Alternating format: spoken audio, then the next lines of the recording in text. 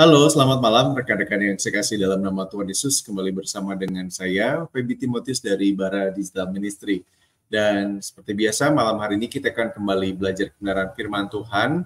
Ada sebuah lagu yang mungkin rekan-rekan juga sangat familiar dengan lagu berjudul Hidup Ini Adalah Kesempatan. Nah, temanya malam hari ini adalah Hidup Ini Adalah Kesempatan yang nanti akan disampaikan oleh hambanya, Pendeta Alexander Agus Nanlohi atau Pak Alex. Nah, teman-teman, ketika kita bicara tentang hidup ini ada kesempatan, nanti kita akan bersama-sama belajar. Jadi pantengin dari awal hingga akhir, apa sih artinya dan bagaimana, apakah itu kesempatan buat kita semua, dan dalam bentuk apa, serta bagaimana kita melakukan kesempatan itu. Baik, sebelum kita akan bersama-sama belajar, kita berdoa terlebih dahulu. Bapa dalam surga, kami mengucap syukur karena kasih-Mu yang agung dan mulia dalam Kristus memberkati kami dengan sebuah kerinduan untuk mendengarkan firman Tuhan malam hari ini. Berkati hamba-Mu, Pendeta Alex, yang akan menyampaikan kebenaran, berkati alat dan jaringan, kami semua yang rindu diberkati, biarlah Roh Kudus-Mu memimpin kami semua. Di dalam nama Tuhan Yesus kami bersyukur dan berdoa. Amin. Selamat malam Pak Alex, saya persilakan Pak. Shalom, selamat malam Bapak Ibu Saudara yang dikasihi Tuhan.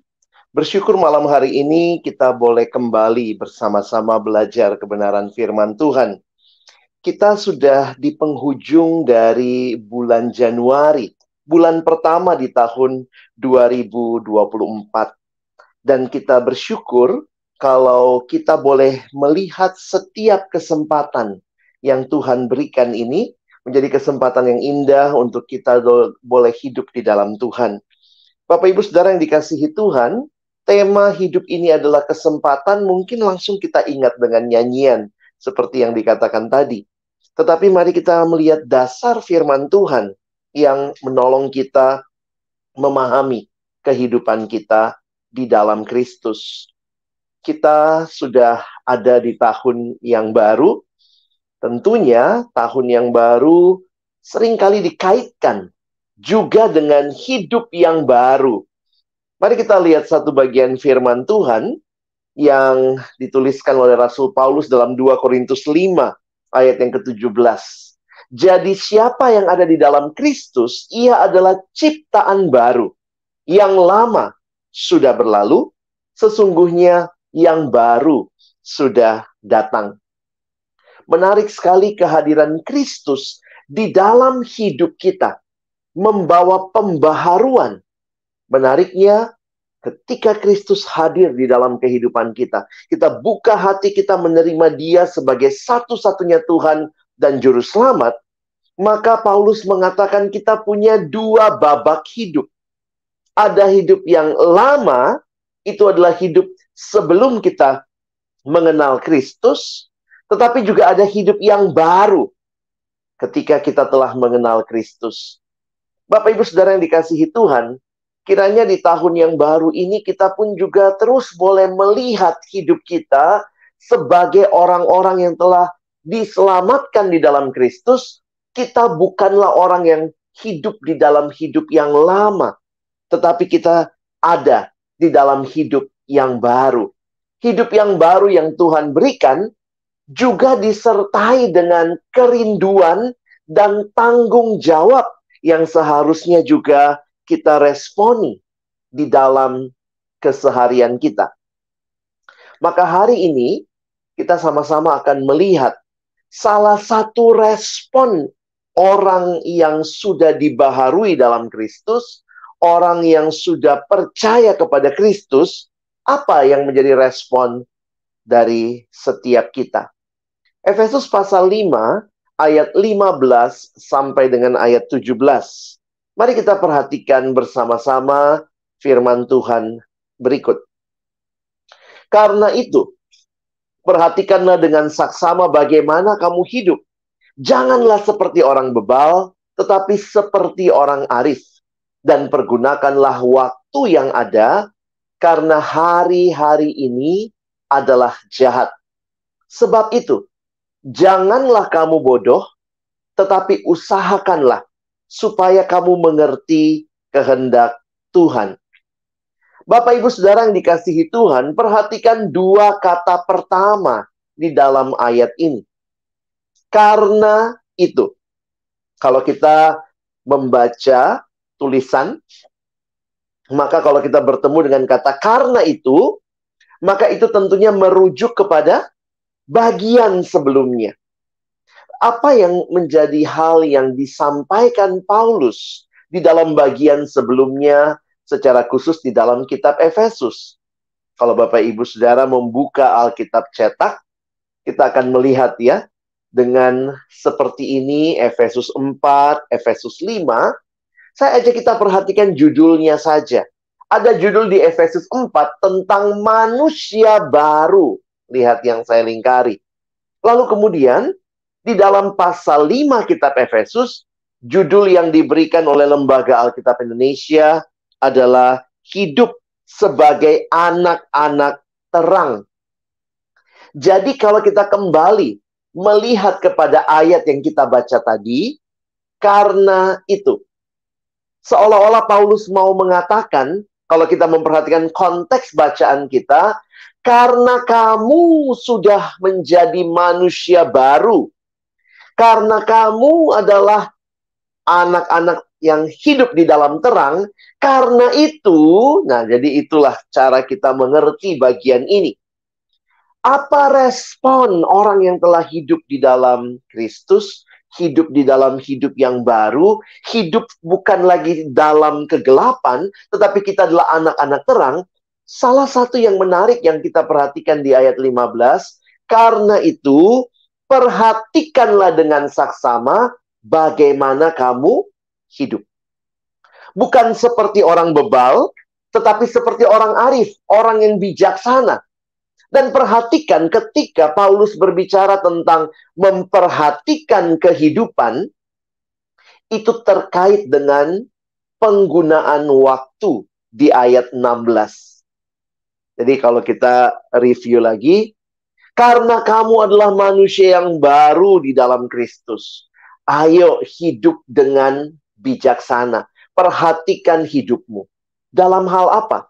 Di dalam hal engkau mempergunakan waktu yang ada. Karena hari-hari ini adalah jahat. Bapak Ibu Saudara yang dikasihi Tuhan, kita adalah manusia yang hidup di dalam waktu. Waktu ini punya keunikan kalau dibandingkan dengan apa yang menjadi karunia Tuhan yang lainnya.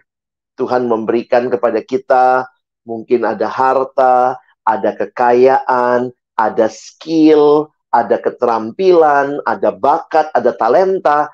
Kalau bicara hal-hal seperti itu, jangan lupa, Tuhan memberikan masing-masing menurut tentunya kebijaksanaan Tuhan dan juga sesuai dengan kemampuan kita. Tuhan mempercayakan, tidak sama setiap orang. Ada yang dipercayakan harta yang banyak, ada yang mungkin juga cukup. Dalam hal seperti itu, kadang manusia membandingkan, wah enak sih, Tuhan kasih sama dia lebih banyak daripada yang Tuhan kasih sama saya. Tetapi waktu bicara tentang waktu, semua kita sama di hadapan Tuhan. Karena Tuhan adalah Allah yang memberikan kepada kita setiap manusia waktu yang sama. Entah dia anak-anak, orang dewasa, atau bahkan sudah tua, ataukah dia orang yang punya uang yang sangat banyak, maupun juga yang terbatas atau cukup. Dan juga waktu bicara, orang yang kedudukannya tinggi sekali, mungkin dia seorang raja, seorang presiden, tetapi juga orang yang kedudukannya dalam masyarakat mungkin dipandang rendah. Tetapi yang menarik, semua manusia mendapatkan waktu yang sama. Tidak ada yang bisa protes, Tuhan, kenapa saya cuma dapat 23 jam? Atau mungkin ada yang membanggakan diri, saya dong dapatnya 25 jam. Tidak ada. Semua kita diberikan waktu yang sama. Dan menariknya, waktu ini terus berputar. Dan jika kita tidak memanfaatkannya dengan baik, tahu-tahu kita akan terkejut. Kita akan terperanjat. Tahu-tahu waktu kita sudah habis. Tidak heran di dalam kitab Pengkhotbah, pasal 12 ayat pertama dikatakan, ingatlah penciptamu pada masa mudamu. Bapak Ibu Saudara yang dikasihi Tuhan, kalau kita memperhatikan di dalam ayat yang kita baca tadi, Efesus pasal yang kelima, 15 sampai 17.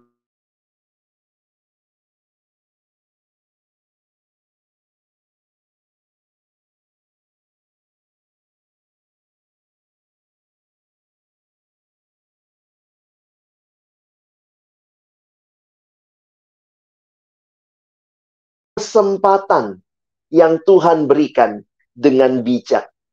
Nah, di sini saya ajak kita sama-sama memperhatikan. Ternyata di dalam bahasa Yunani, Alkitab Perjanjian Baru kita dalam bahasa Yunani, ada 3 kata yang menggambarkan tentang waktu, yang biasa diterjemahkan dengan waktu. Yang pertama yang kita kenal dengan yang namanya kronos. Dari kata kronos lah kita mendapat istilah kronologi. Waktu hidup mulai dari lahir misalnya sampai mati. Jadi kronos itu adalah waktu yang bersifat umum. Sementara ada juga kata lain yaitu kairos, yang lebih tepat diterjemahkan kesempatan. Berarti ini sesuatu yang mungkin tidak terulang, sehingga menjadi sesuatu yang disebut kesempatan. Dan satu lagi, ada yang disebut dengan aion. Ini adalah konsep waktu di dalam kekekalan. Bapak Ibu Saudara, coba kita perhatikan bagaimana memahaminya. Di dalam kekekalan yang tidak terbatas, dalam aion itu, ada kronos. Itu mulai dari lahir sampai mati. Tetapi Tuhan juga memberikan di dalam kronos itu ada kairos, kairos, kairos. Mungkin seperti kalau kita buat CV ya, buat riwayat hidup, tentu kita tidak menuliskan semua hal ya, tetapi kita akan menuliskan kapan mungkin kita masuk sekolah, kapan kita masuk pendidikan tinggi, lalu kapan kemudian pengalaman bekerja. Jadi itu menjadi seperti kairos-kairos. Dan kalau sebenarnya kita memperhatikan gambar ini, saya akhirnya menyadari sebenarnya kronos itu adalah kumpulan kairos, kairos, kairos. Bapak, Ibu, Saudara yang dikasihi Tuhan, saya ajak kita berpikir sebentar. Ada orang yang cara berpikirnya dalam hidup hanya berpikir kronos. Seperti apa orang-orang yang berpikir kronos? Mungkin yang bilangnya begini, kalau nggak datang gereja minggu ini, kan masih bisa minggu depan.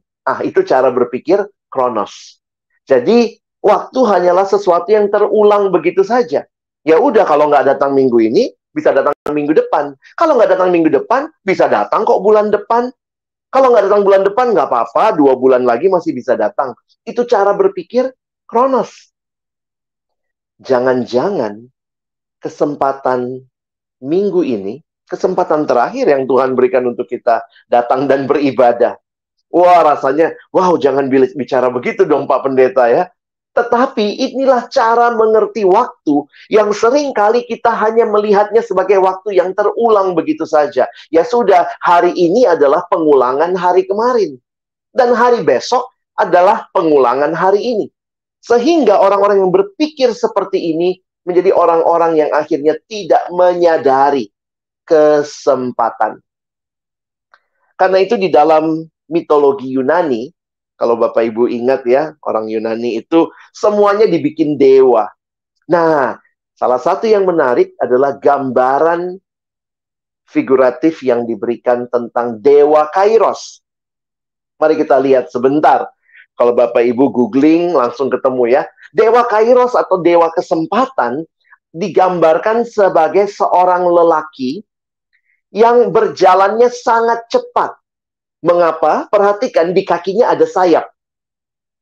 Nah, sehingga orang Yunani mengajarkan kepada anaknya kesempatan itu datangnya sangat cepat dan dia berjalan sangat cepat.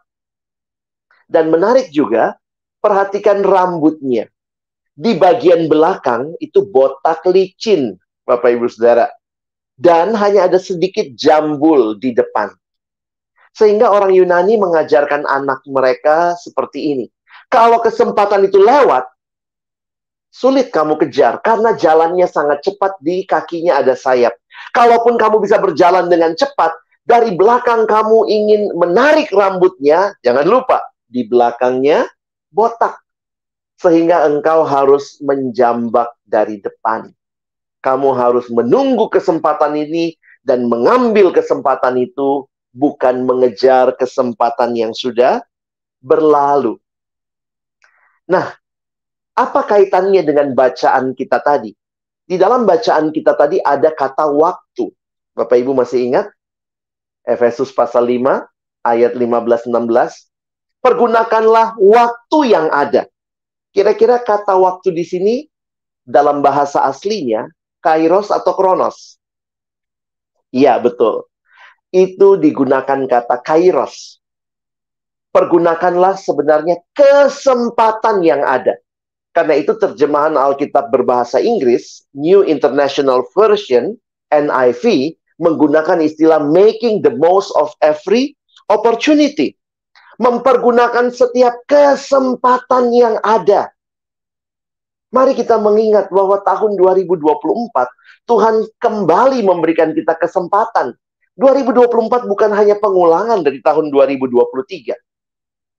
Dan perhatikan, apa tujuan kesempatan-kesempatan itu Tuhan berikan? Kalau Bapak Ibu perhatikan ayat 17, tadi kita baru lihat 15-16, perhatikan tujuannya. Sebab itu janganlah kamu bodoh, tetapi usahakanlah supaya kamu mengerti kehendak Tuhan. Perhatikan ayat 15. Sebagai manusia baru, karena itu perhatikanlah hidupmu, hiduplah bijaksana, dan itu ditandai dengan engkau menggunakan waktu hidupmu dengan baik, dengan tujuan apa? Supaya kita semua semakin mengerti kehendak Tuhan.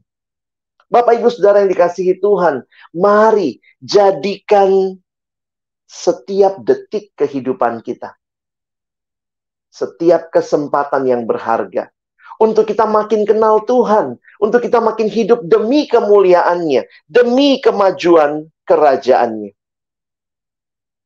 Dan saya pikir ini penghayatan kita tentang hidup adalah kesempatan. Kesempatan dari siapa? Dari Tuhan.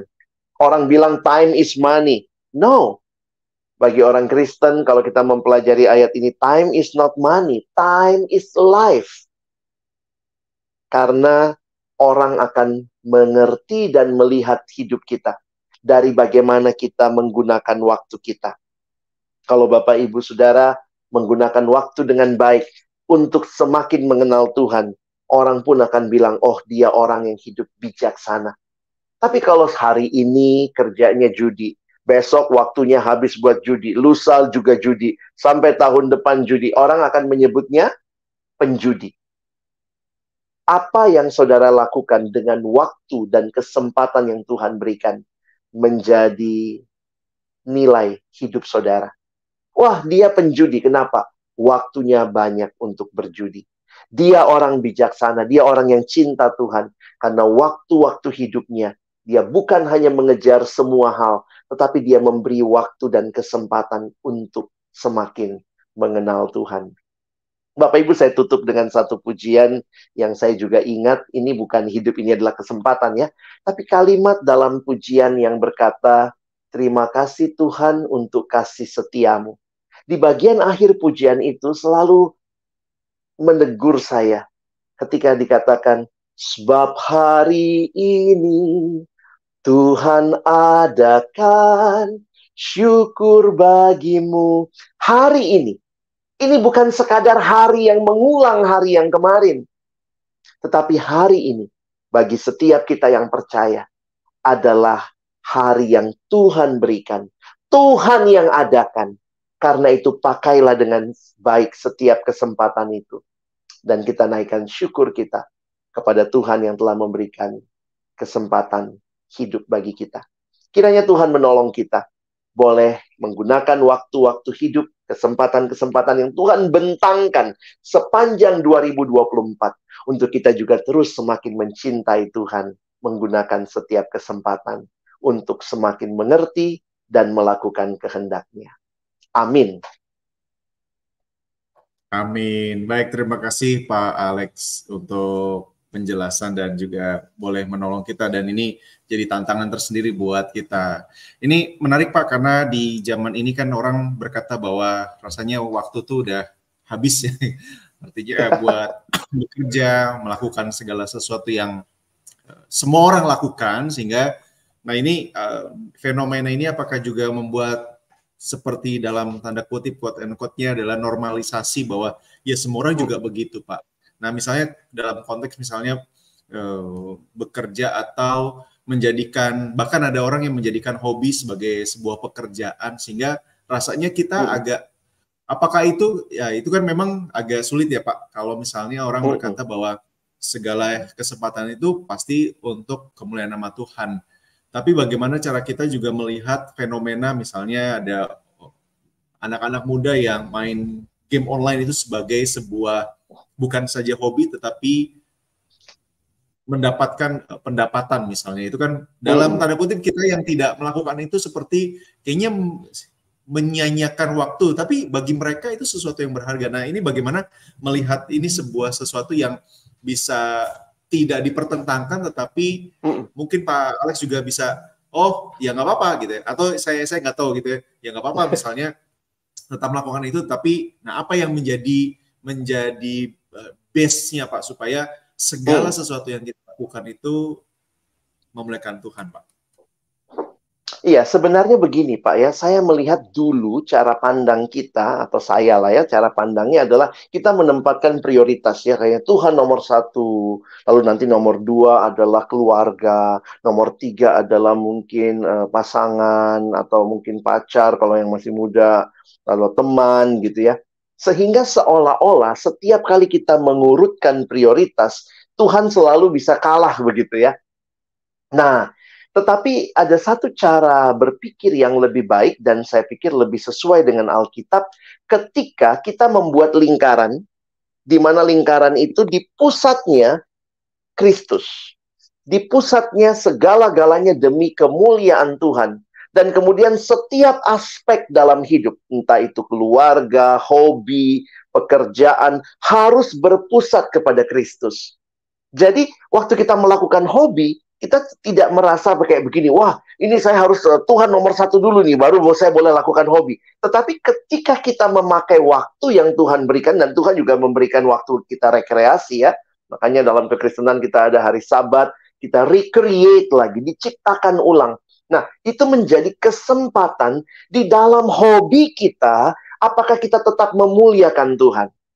Oh, bagaimana itu hobi yang memuliakan Tuhan? Ya, dalam hobi itu tentunya kita tidak membuat diri jatuh dalam dosa, tidak terikat dengan dosa. Dalam pengertian begini, ketika saya bertemu dengan anak-anak remaja yang bilang, iya nih, saya mau jadi pemain gamers profesional. Tapi ya ingat, kamu tanggung jawabnya sekarang lagi jadi siswa yang belajar, begitu ya. Maka kalau demikian, saya kadang-kadang kasih batasannya. Mungkin tadi yang Pak Feby tanya, ya batasannya apa? Saya kadang suka bilang begini, kalau apa yang menjadi tanggung jawab utamamu, itu kemudian karena ada hal lain yang kamu lakukan, itu menggeser kamu dari tanggung jawab utamamu, jangan-jangan kamu sudah tidak balance dalam hidup. Contohnya, kamu siswa, tugas utamanya belajar. Main game boleh, tapi itu sebagai sambilan. Ya, itu sebagai hobi mengisi waktu. Silahkan main game, tetapi kalau itu kemudian kamu lakukan berlebihan, menggeser studimu, nanti di kelas besok ngantuk, nggak konsentrasi, lupa bikin PR, nah Anda sudah tergeser dari fokusmu. Tapi kalau mungkin ada yang berkata, tapi game ini bisa menghasilkan uang. Ya kalau begitu dengan sadar, katakanlah bahwa ini pekerjaan. Tetapi kalau begitu ya nggak usah sekolah ya. Jadi karena itu kadang-kadang jadi tense ya untuk orang tua yang kadang-kadang nggak, kamu itu lagi saya sekolahkan begitu ya. Nah itu perlu untuk kita bicarakan sama-sama sehingga setiap kesempatan yang Tuhan berikan, biarlah di dalamnya kita memuliakan Tuhan, kita tidak melalaikan tanggung jawab kita.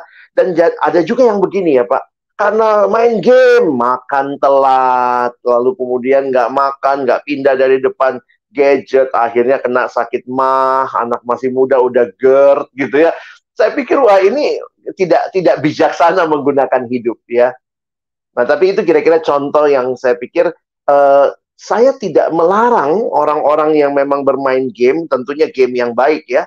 Hati-hati juga ada game-game yang menjebak, akhirnya jadi judi, hati-hati. Tapi ketika game yang baik, game strategi, itu membuat kita juga kan semakin terasah di dalam skill tertentu, atau mungkin hal-hal yang berstrategi. Nah itu kan menyegarkan pemikiran kita, sama seperti nonton. Tetapi kalau kita diperbudak oleh game, diperbudak oleh nonton, berarti kita sudah tidak menggunakan itu dengan tepat sesuai dengan tujuannya.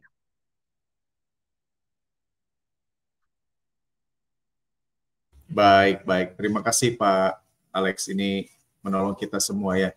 Nah ini kan kalau dalam konteks, misalnya ada banyak orang juga, ini apakah ini juga sesuatu yang bisa dipakai nanti, misalnya dalam konteks, misalnya kita ada seseorang yang satu sisi punya manajemen waktu yang baik Pak. Ini salah satu orang yang misalnya menggunakan, tahu bahwa kesempatan itu sesuatu yang tidak sembarangan untuk disia-siakan. Nah, tapi sebelum masuk ke situ, nah bagaimana ketika ada orang berkata, ya kesempatan, ada sisi lain yang kesempatan itu datangnya satu kali, sehingga memanfaatkan dengan baik. Ada orangnya, ya kesempatan dalam Tuhan itu berkali-kali, kalau kamu hari ini gagal, besok coba lagi. Misalnya. Besok ada lagi. Jadi, besok ada lagi. Apalagi kita itu hidup dalam kasih karunia, sehingga Tuhan tuh pasti kasih selalu kesempatan. Nah itu, apakah itu jadi mendorong untuk mengerti bahwa di sisi lain bahwa kita kalaupun gagal oke, ada kesempatan, tapi jangan-jangan ini jadi satu, kalau orang nggak siap jadi satu dorongan, oh ya udah deh, kalau gitu besok juga bisa, seperti yang tadi Pak Alex sampaikan Pak. Iya. Oke, saya garis bawahi dua hal mungkin Pak ya. Yang pertama, saya kok rasanya tidak terlalu setuju akhirnya waktu orang bicara manajemen waktu. Kenapa? Karena sekali lagi ya, waktu itu setiap kita sama kok dikasihnya. Kalau bicara manajemen duit, oke lah ya, yang satu duitnya banyak, yang satu duitnya terbatas, tapi mau hidup enak gitu ya, mau foya-foya. Jadi kalau orang bilang manajemen keuangan, oke ya, saya lebih bisa toleransi karena ya oke, kita punya resource yang berbeda dalam hal keuangan. Tetapi waktu bicara manajemen waktu, saya setuju dengan seorang penulis yang mengatakan, nggak ada itu manajemen waktu. Toh kita dapatnya 24 jam yang sama. Yang harus kita manage adalah how we live. Time management is actually life management. Dan waktu bicara life management, mungkin kita perlu bicara tentang, saya masuk ke hal yang kedua tadi ya Pak. Bagaimana kita bisa melihat tentang apa yang menjadi prioritas. Kenapa? Untuk hal-hal yang prioritas, kita biasanya rela kasih waktu. Kerja itu prioritas nggak? Ya prioritas, maka bos minta datang jam 6, kita datang. Besok datang jam 5, wah kita datang juga. Kita untuk hal yang penting, yang priority, kita akan kasih waktu. Nah, karena itu jadi pertanyaan buat kita, apakah waktu-waktu bersama Tuhan, kita juga memberi waktu? Ada orang yang punya kebiasaan bersaat teduh setiap pagi. Kenapa? Dia tahu itu penting. Dia masukkan dalam jadwalnya. Sehingga kita harus bisa membedakan apa bedanya antara sisa sama sisih. Ya jangan bilang yang satu pakai A, yang satu pakai I, enggak ya. Kalau sisa itu saya kasih contoh begini. Kalau ada makanan nih ya, saya makan, oh udah kenyang, masih ada dikit. Itu namanya sisa. Kalau sisih, sebelum saya makan, saya sisihkan dulu. Saya pinggirkan dulu. Nah, sekarang pertanyaan sederhana. Lebih terhormat mana? Dikasih makanan sisa atau sisih? Ya, logikanya dikasih makanan sisih dong ya. Maka dengan analogi yang sama, kita perlu bertanya. Jangan-jangan waktu yang kita kasih untuk Tuhan, Itu yang sisa apa yang sisih ya setiap hari. Kalau itu penting, beberapa orang saya ketemu, Bapak Ibu, saya bertemu di gereja, di persekutuan, ada yang datang saya nyalamin, Bapak yang di bara ya? Saya bilang, iya, gitu ya. Kenapa? Ternyata dia menyisihkan waktu setiap hari, jam 7 malam. Ada orang-orang yang menyisihkan waktu. Ada orang-orang yang menyisihkan waktu setiap hari Minggu. Sehingga malamnya ketika ada main bola pun, ya dia akan nonton secukupnya dan tidur cepat besok pagi. Dia menyisihkan waktu untuk datang ke gereja.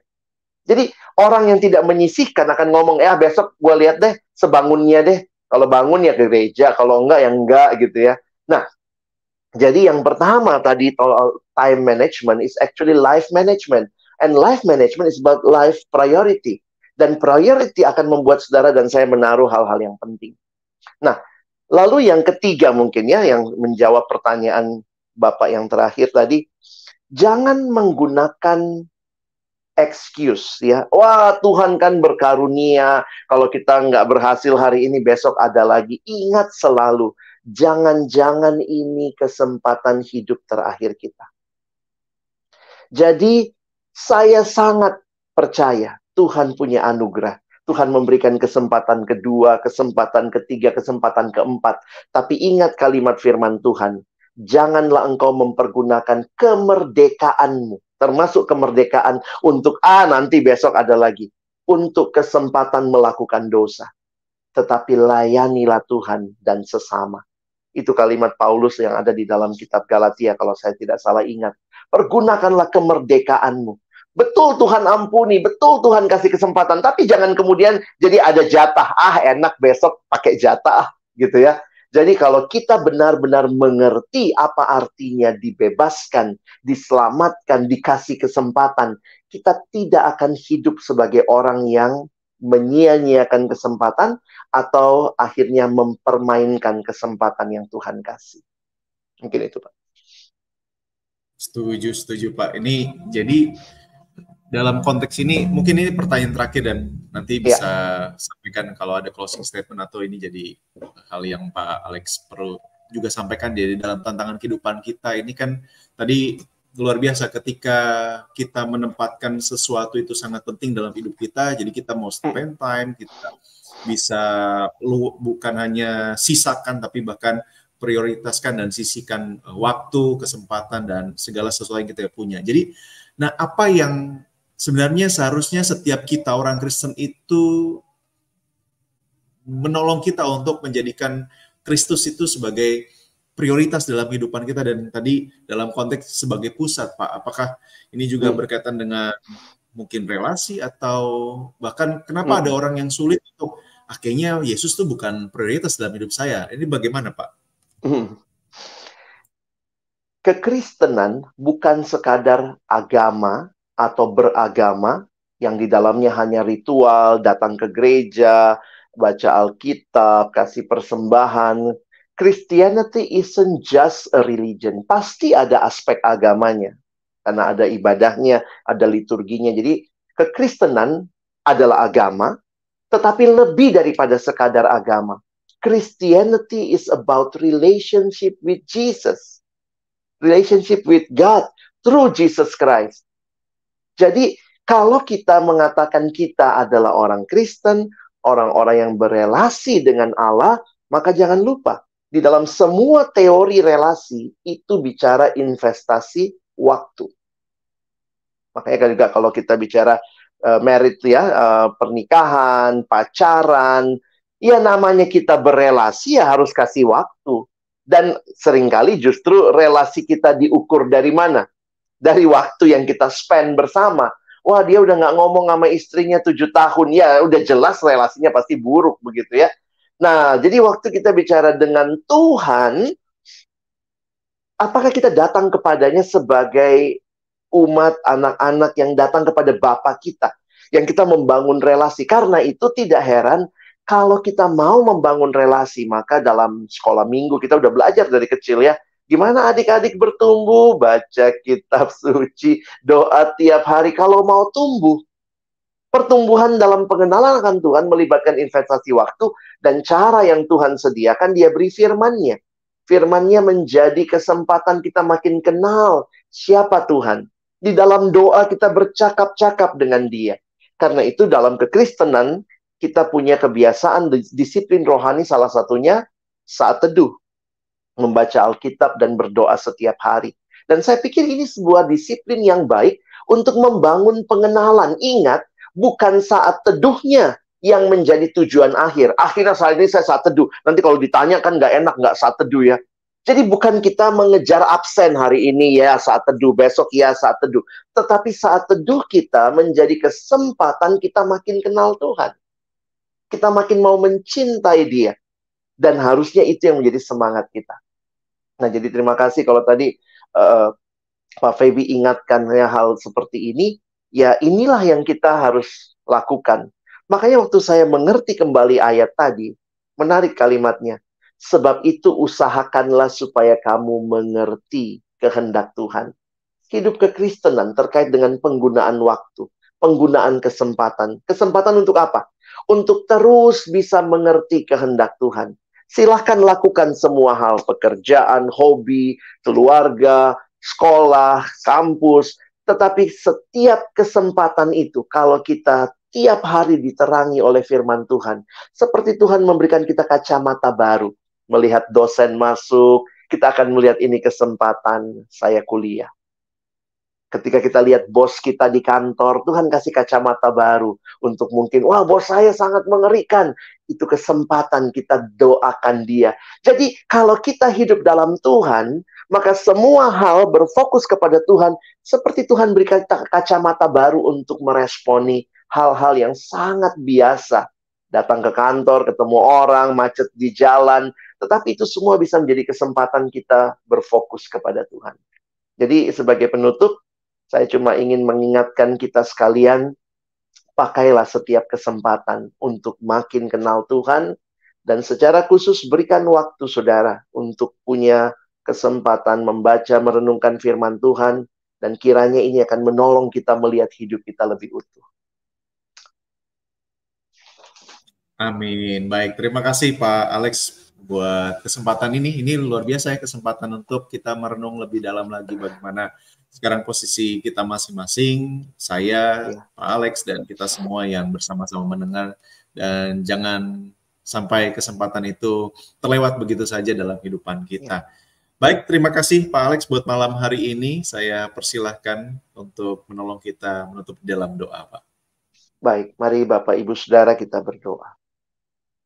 Tuhan, terima kasih, hidup ini adalah kesempatan yang Tuhan berikan. Sebenarnya itu adalah hadiah yang Tuhan sediakan bagi kami setiap hari untuk boleh terus menikmati hidup, tapi terlebih lagi menikmati Engkau, Sang Pemberi hidup. Dan di dalamnya kami disegarkan untuk juga membagi hidup itu, menjalaninya, membaginya dengan sesama. Terima kasih kalau kami boleh belajar kembali. Mungkin kami merasa masih tahun baru, banyak hal yang kami rindukan, banyak resolusi yang kami buat. Tapi biarlah kami juga menaruh dalam resolusi kami waktu-waktu kami bersama dengan Tuhan. Bukan waktu yang kami sisakan, tapi benar-benar waktu yang kami sisihkan. Karena Tuhan, Engkau juga yang menjadi hal pribadi yang paling utama dalam hidup kami. Terima kasih buat malam hari ini. Terima kasih untuk setiap kami yang belajar bersama. Terima kasih untuk Bara Digital Ministry yang menolong umat Tuhan bertumbuh. Dan teruslah berkati Bapak Ibu Saudara yang melayani di Bara, menjadi berkat besar bagi banyak orang. Kami menutup di dalam nama Tuhan Yesus Kristus yang memberi kesempatan-kesempatan yang indah buat kami. Kami sudah berdoa, bersyukur. Amin. Amin. Baik, terima kasih buat Pak Alex malam hari ini. Kesempatan yang indah, berbagi kebenaran kepada kita semua. Baik, terima kasih buat rekan-rekan juga yang sudah bergabung dengan kami, dan besok kita tetap ada live di jam 19 waktu Indonesia bagian Barat. Saya Feby Timotius bersama dengan Pak Alex Nanlohi, kami undur diri. Tuhan berkati kita semua. Amin.